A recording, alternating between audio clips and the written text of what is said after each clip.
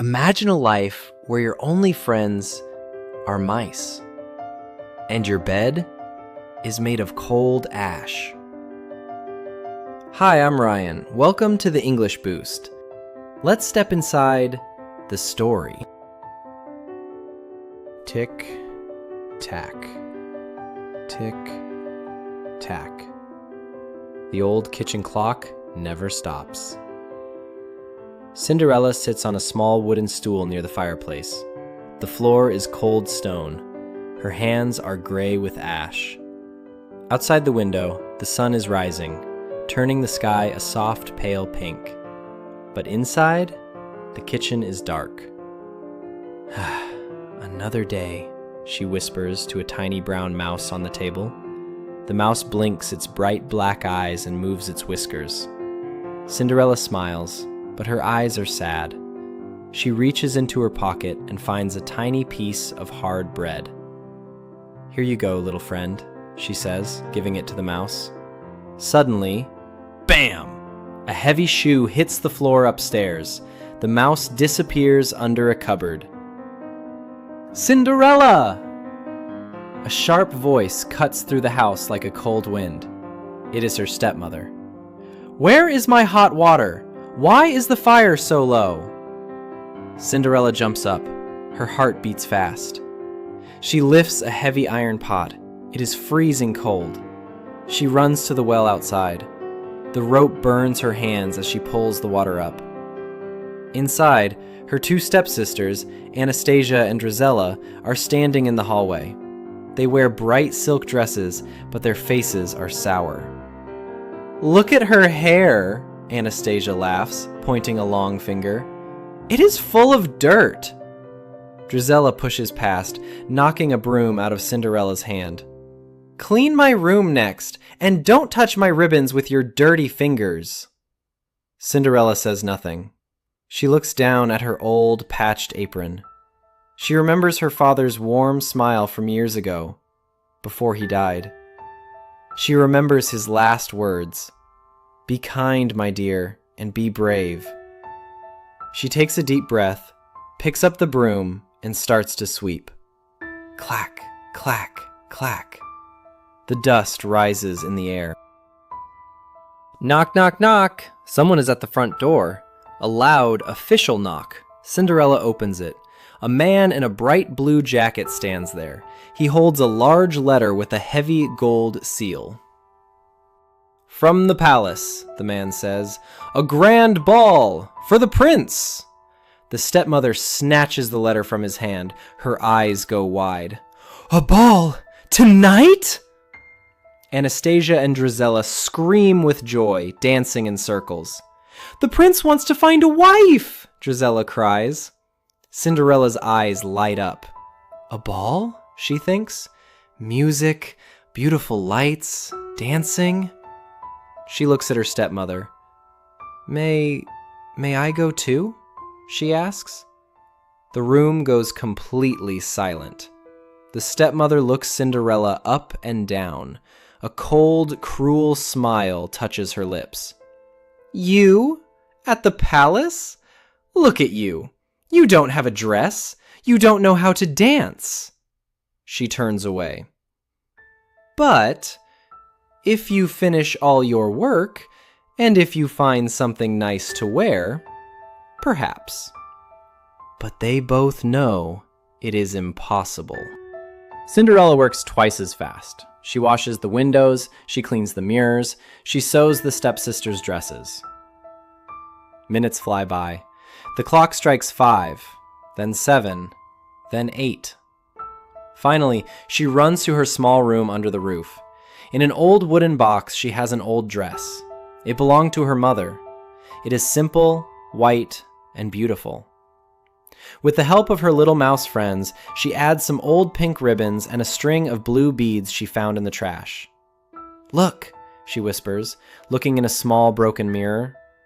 She looks beautiful. She runs downstairs. "I am ready," she says, her voice full of hope. The stepmother stops. Her eyes narrow. Anastasia looks at Cinderella's dress and smiles in a mean way.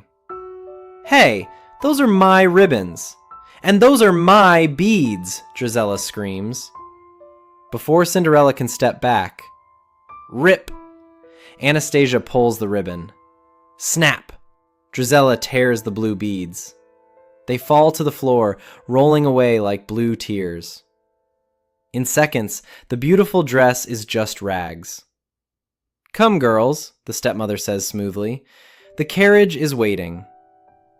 The heavy front door shuts. Thud. Cinderella is left alone, in the dark. Cinderella runs out into the garden. She sinks to the grass under a large willow tree and cries softly. Her tears wet the cold earth. "It's no use," she cries. "There is no magic in the world. Everything is broken." The air suddenly becomes warm.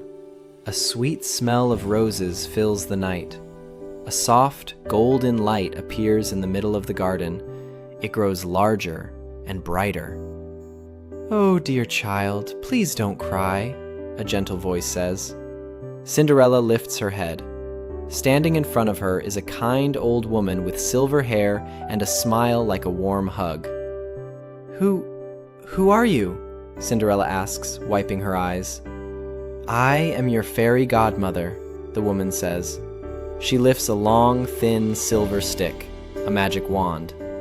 "And we have a ball to catch." "Bring me a pumpkin," the fairy godmother says with a wink.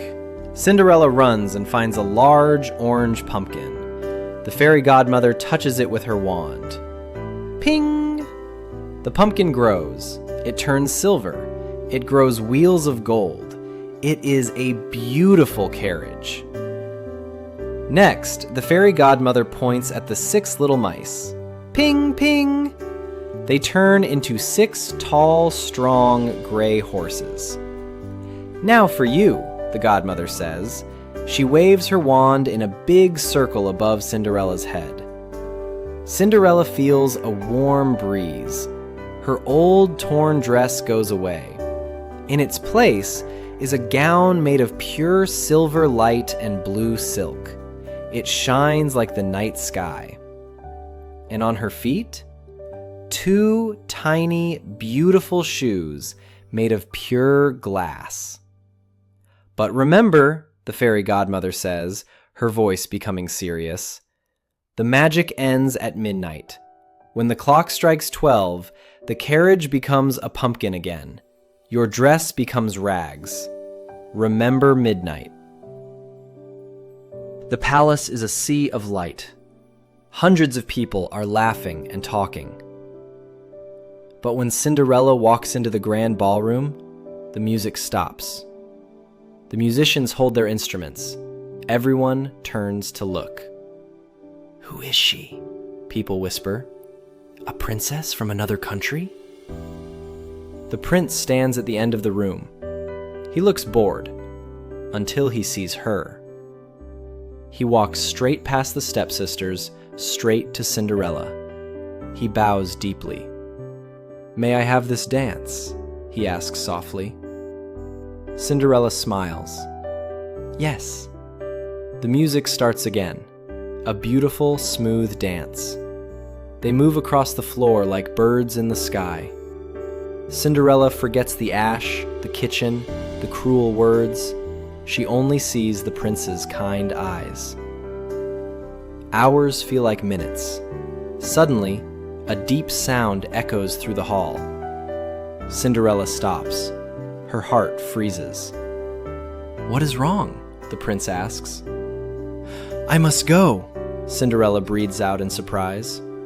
She pulls her hand away and runs across the ballroom. "Wait!" the prince calls, running after her. "I don't even know your name." Cinderella flies down the palace steps. As she runs, one of her glass slippers slips off her foot and lands on the stone stairs. She wants to stop, but she can't. She jumps into the carriage just as the clock strikes 12. Poof! The carriage disappears. Cinderella is sitting on the dirt road, wearing her old, torn dress. Next to her is a broken pumpkin and 6 tiny mice. But on her left foot, she still wears one single glass shoe. She holds it close to her heart. The next morning, the kingdom is full of excitement. The prince is searching for the girl who lost the glass slipper. He says he will marry only her. He visits every house. Finally, he arrives at Cinderella's home. Anastasia tries the shoe. Her foot is too big. Drizella tries it. Her toes are too long. "Is there no one else?" the prince asks, his voice tired and sad. "Only a kitchen maid," the stepmother says quickly, "but she was not at the ball." "Let her try," the prince says firmly. Cinderella walks into the room. She looks at the prince. She slides her foot into the slipper. It fits perfectly. The prince smiles, a true smile of pure joy. He takes her hand. Cinderella leaves the dark kitchen, the ash, and the cold stones behind forever, walking into a bright, warm future. Thank you for listening to this story with me today. See you in the next story.